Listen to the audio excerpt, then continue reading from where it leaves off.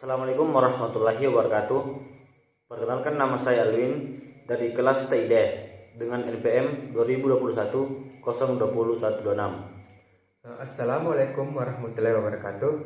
Perkenalkan, nama saya Muhammad Rizal dengan NPM 2021-02-0134. Di sini kami ingin menjelaskan stack dan struktur data.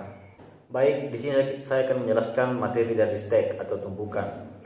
Stack sebenarnya secara mudah dapat diartikan sebagai list atau urutan, di mana penambahan dan pengambilan elemen hanya dilakukan pada satu sisi yang disebut top atau puncak dari stack.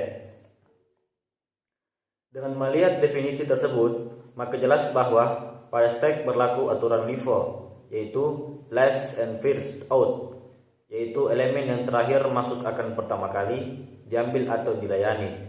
Salah satu analogi yang dapat dikemukakan di sini adalah tumpukan piring atau barang lain.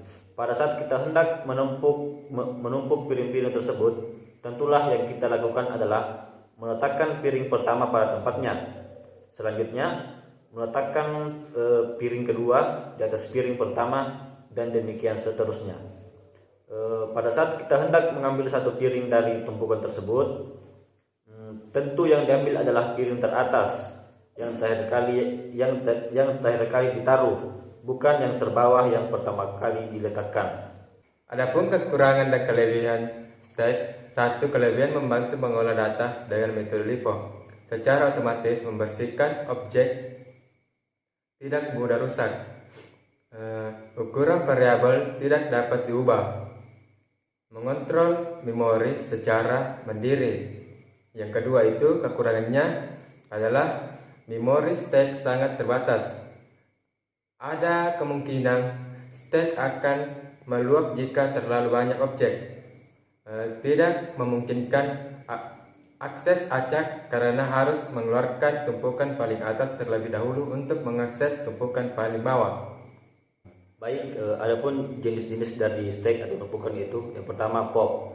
Dilansir dari After Academy Operasi POP, pada stack adalah operasi yang berfokus pada penghapusan elemen, dikarenakan dalam stack program hanya memiliki akses pada bagian atas, hanya ada satu elemen yang dapat dihapus. Yang kedua, push. Kebalikan dari POP, operasi push justru lebih berfokus pada memasukkan elemen ke dalam stack atau tumpukan. Seperti halnya sistem LIFO, programmer atau pengguna hanya dapat masuk elemen baru di bagian atas tumpukan. Yang ketiga adalah is full. Operasi stack yang satu ini adalah untuk mengetahui apakah tumpukan sudah penuh atau belum. Yang keempat adalah is empty. Kebalikan dari is full, is empty merupakan operasi yang digunakan untuk memeriksa apakah tumpukan kosong atau tidak. Yang kelima, pick. Seperti namanya, dilansir dari tutorial point, operasi si pick atau mengintip adalah operasi yang dilakukan untuk mengetahui data teratas dari tumpukan tanpa harus menghapusnya. Materi kedua itu adalah struktur data. Struktur data merupakan salah satu cara untuk menyimpan atau mengatur sebuah data secara rapi dan struktur dalam sebuah sistem komputer ataupun database, dengan tujuan memberikan kemudahan dalam mengaksesnya. Secara teknis, sebuah data disusun dalam susunan tertentu maupun suatu kolom, baik data yang berbentuk angka, simbol, huruf, maupun bentuk yang lainnya. Baik, adapun beberapa fungsi dari struktur data yang perlu kita ketahui semua. Yang pertama adalah proses pemrograman menjadi lebih mudah, terutama dalam membuat perintah dengan bahasa pemrograman. Yang kedua yaitu struktur data berfungsi untuk mempermudah penyimpanan dan pengaturan data. Yang ketiga, mempermudah dan mempercepat proses pertukaran data dan informasi. Yang keempat, memberikan peningkatan terhadap kualitas dan efektivitas algoritma. Yang berikutnya adalah membantu mengantisipasi persoalan yang berkaitan dengan pengkodian. Berikutnya yaitu membantu mengelola sumber daya serta layanan yang ada di dalam sistem informasi. Membantu mengindeks objek yang hendak disimpan di database. Dalam hal skalabilitas, struktur data membentuk, mengalokasikan serta mengelola penyimpanan data yang tersedia pada seluruh ruang penyimpanan. Ada 7 jenis-jenis struktur data sebagai berikut. 1. Array. Array adalah berarti susunan sesuai dengan namanya. Array adalah struktur data yang disusun secara linear dan berdekatan. Data yang disusun biasanya memiliki jenis yang sama. Dengan begitu, pengguna data dapat dengan mudah menyortir data berdasarkan tipenya. Yang kedua itu linked list. Sama seperti array, linked list adalah struktur data yang bersifat linear.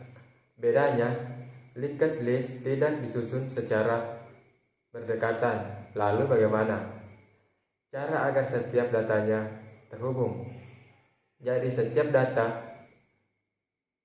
alias node terhubung melalui poin 3 Q secara via. Artinya dari Q adalah antrian. Mengapa disebut begitu? Karena Q adalah struktur data linear yang cara kerjanya sama seperti antrian. Jadi data Q tersusun dalam suatu aturan, dan data yang diproses duluan adalah data yang pertama kali masuk ke dalam urutannya. Yang keempat itu state. State adalah kebalikan dari key. Jadi struktur data ini menggunakan sistem before, last in, first. Data yang terakhir masuk adalah data yang pertama dikeluarkan. Selain filo, state juga kadang disebut menggunakan filo, first in last out. Jadi data yang pertama masuk adalah data yang terakhir keluar, meskipun pada dasarnya sama saja seperti LIFO. Walau begitu, state masih punya kesamaan dengan key karena keduanya sama-sama bersifat linear. Yang kelima itu binary tree. Binary tree adalah struktur data yang disusun dalam bentuk hierarki. Jadi seperti titik, data akan mengalami percabangan dan setiap titik maksimal hanya punya 2 cabang. If merupakan struktur data yang berikutnya bentuknya sama juga seperti binary tree. Perbedaan yang terletak dari aturan nilai datanya. Yang ketujuh itu binary search tree adalah salah satu jenis binary tree. Bentuknya pun kurang lebih bedanya. Binary search tree menentukan nilai dari setiap percabangan data. Adapun kegunaan dari struktur data yaitu yang pertama, mempermudahkan dalam memahami dan memecahkan masalah algoritma. Yang kedua, meningkatkan efisiensi memori saat program komputer sedang bekerja. Yang ketiga, proses reservasi memori yang tidak perlu akan diminimalisasi. Di sini saya akan menjelaskan tentang kelebihan dari kekurangan array.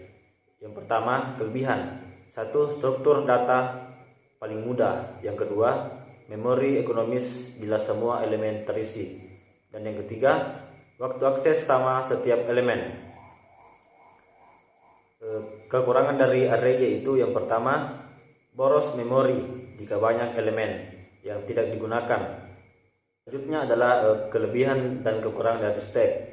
Kelebihan stack yaitu yang pertama, penambahan dan penghapusan data dapat dilakukan dengan cepat, yaitu 1. Yang kedua, selama memori masih tersedia, penambahan data biasa terus dilakukan. Dengan demikian, tidak ada kekhawatiran terjadinya stack. overload. Yang kedua yaitu kekurangan dari stack. Yang pertama, setiap sel tidak hanya menyimpan value saja, melainkan juga pointer ke sel berikutnya. Hal ini menyebabkan implementasi stack memakai linked list akan memerlukan memori yang lebih banyak daripada kalau diimplementasikan dengan array. Tiap elemen pada linked list hanya bisa diakses dengan cara sekuensial sehingga lambat yaitu n. Yang ketiga, queue. Kelebihan dari queue adalah data yang pertama masuk maka akan pertama dilayani. Kekurangan dari queue yaitu data yang terakhir masuk. Bila waktu pelayanan habis, kemungkinan bisa tidak dilayani. Nah, setelah kita memahami pengertian dari struktur data, sekarang kita saja manfaat dari struktur data dalam sebuah pemrograman berikut ini. Yang pertama, memberikan kemudahan dalam proses pemrograman.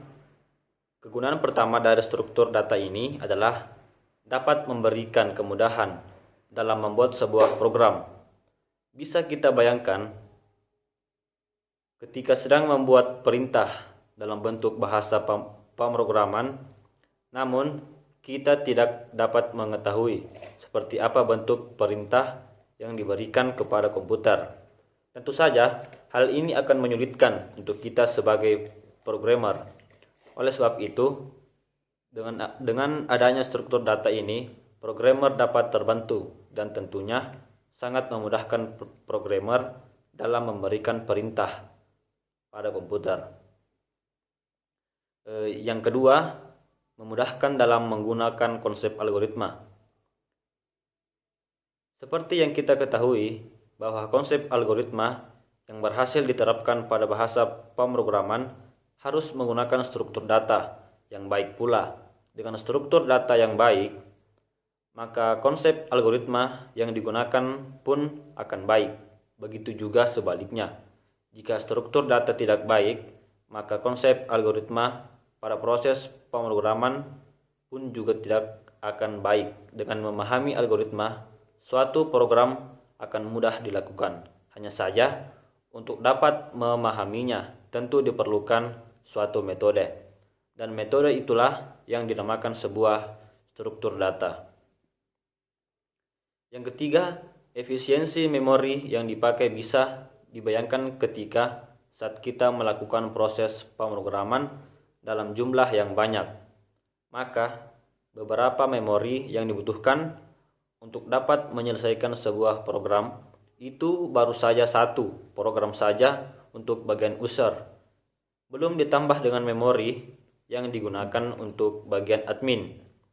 Jika struktur data diterapkan, maka tentunya sebuah perintah program dapat lebih disederhanakan dan tentunya memori yang dibutuhkan lebih sedikit. Yang keempat, memudahkan dalam pengaturan data. Seperti yang telah disebutkan sebelumnya, bahwa kegunaan struktur data ini memudahkan dalam pembuatan sebuah program oleh programmer. Nah, salah satu bagian yang memudahkan itu adalah dalam hal pengaturan data-data yang dimasukkan. Jika kita analogikan dalam menyimpan sebuah buku ke dalam satu rak, maka untuk memudahkan dalam merapikan buku ke dalam rak adalah dengan mengurutkan buku berdasarkan kategori. Misalnya, pada rak paling atas adalah buku milik ayah, lalu bagian tengah milik ibu, sedangkan paling bawah milik anak-anak. Nah, dengan contoh analogi seperti ini, struktur data dapat mengatur data-data yang dimasukkan agar rapi dan sangat terorganisir. Contohnya, lainnya bisa kita lihat pada saat beberapa penerapan perkalian matriks, tabel, dan juga visualisasi matriks. Hal tersebut tentunya juga sangat memudahkan baik user maupun programmer itu sendiri. Baik, mungkin itulah materi yang sempat saya bawakan. Saya akhiri dengan ucapan Assalamualaikum warahmatullahi wabarakatuh.